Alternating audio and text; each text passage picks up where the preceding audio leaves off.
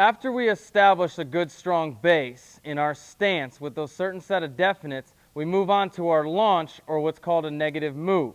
We must get something going back to excel ourselves forward.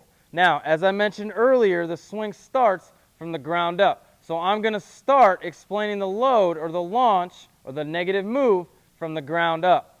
Okay, so I'm going to drop the bat. Now, when we load with our lower half, okay, remember that definite, our knee must stay inside of our back foot. We must sink down into our hips. If you watch I do a lot of video analysis with a lot of professional players. If you watch, they literally sink down and take their belly button or their back pocket. They take their belly button to the catcher or their back pocket to the pitcher, sinking their hips, coiling around their backside. It's very, very hard for amateur hitters to understand this, but if we break it down very, very simple, make them drop the bat, a lot of kids pick up on it really quick. Now, when teaching this, a couple of things you need to pay attention to is that when we're loading or coiling our backside, okay, we don't want our kids to get all that weight on our backside. This causes some deficiencies in the swing, which we'll go over later. We also don't want this back knee to get outside of our back foot. Remember that definite from the beginning, that holds true throughout the whole swing. We never want our back knee to go outside of our back foot. Even when we coil in, it stays in, loading up on our backside. Almost staying 50-50, but you should feel all of that tension in your back hip. Coiling up like this allows us, as you'll learn later, to create the proper swing progression, allowing us to have as much power through the baseball as possible. After we establish how to properly load with our lower half, we move on to our upper body. Again, the swing starts from the ground and works its way up. Now, when teaching the load, okay, it depends on who you're teaching to, youth hitters or professional hitters. When we're teaching it to youth hitters, I like to use the example, pretend you have a rubber band attached from your hands down to your front foot. All you're doing is stretching the rubber band, taking your hand straight back. When we do this, we do it slow and controlled. Just like we did our rhythm earlier, everything is slow and controlled. We don't want to jerk it back. That's going to snap the rubber band, okay? We're nice and slow and controlled. Again, I don't care in the stance where your hands are, essentially. I want them somewhere around our shoulder. But when we load our hands in this position, in our launch or our negative move, okay, our hands, our top hand, must be about even with our shoulder. When teaching advanced hitters, I talk about a scap load. Okay, if you were to pretend you're going to go punch someone, you feel that pinch in your back when you load. Okay, that's what we want to do when we load with our hands. Okay, so put it all together. We're right here. Okay, we got rhythm. Now in our load, like I mentioned, we coil our back hips. We take our hands back, creating a scap load with our hands. Our hands are right about our shoulder, just past our shoulder. Okay, if I were to drop the bat, my bat would land somewhere on the outside part of my back foot.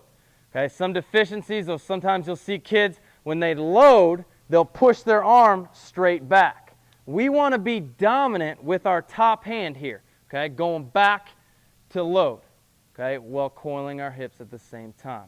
As we get through this progression, you'll see some drills that I have that will naturally get kids in this position. This is very, very hard to teach, and sometimes kids get overwhelmed and get really confused and start doing some things that we don't want them to do in the swing. So as we get through our drill sequence, you'll understand that we don't even need to tell our kids this. We just need to have them do the drill, and they already get to that position. All right, guys, we got Hanley Ramirez up on the screen right now. He's going to be our pro example for our launch and our negative move. I got on the left, I'm going to explain more of our lower half and what we want our lower body to do. And then the right, I'm going to talk about our upper half and that scap load we talked about in our video. Okay, so one thing I want you guys to pay attention here is that our back knee is inside of our back foot. Okay, as he's developing a little bit of rhythm, back knee always stays inside of our back foot. Now, as he posts up against his backside right here, okay, and starts to load, he coils or sinks down into his hips. All right, sinks down into his hips, loads up against that backside. Again, here's that back knee still staying inside of our back foot. Okay, very important. A lot of times with youth or amateur hitters, okay, their back knee will actually go outside of their back foot. Okay, it gets out to there. That gets rid of all the stored energy we have inside our body and causes some deficiencies. All right, so when you're watching your kids hit, make sure when they post up or load up against their backside that back knee, guys, stays inside of our back foot. Okay, very, very important. All right, and he coils down into his hips. Very, very good. All right, now I want you guys also to pay attention to, erase, but pay attention to as he loads. All right, his hands start to go back, and they get to the outside part of his foot. Okay, we got to get our hands beyond or right at the outside part of our back foot. Okay, it's very important to load those hands back, as we'll talk about when we get to our next series, the separation in stride or our positive move. Okay, so it's very, very important. Get those hands outside. All right, now moving on to the upper body portion in our scap load. All right, from the other view on the right side. So as you'll see, guys, as he starts to load, his back, this jersey on his right side will start to pinch. Okay, what he's doing right there, and I'll draw a quick little circle. What he's doing right there, okay, is he's pinching up against his backside. That's that scap load. All right, he's getting ready to fire with his backside. Now, remember I said earlier, it's very important here, guys, to not teach our amateur hitters the scap load or explain that to them, just to do a couple of drills that I have in the progression, okay, that'll get them to this position and start developing some muscle memory. All right, so in recap, on the lower half, we post up against our backside. Back knee stays inside of our back foot. We coil up against our back hip, going to the upper body, our back, our knob of our bat, or our hands, get outside, right at the outside part of our back foot, okay, outside part of our back foot, right, and then we scap load with our back shoulder, getting ready to punch or load up like you're getting ready to punch someone.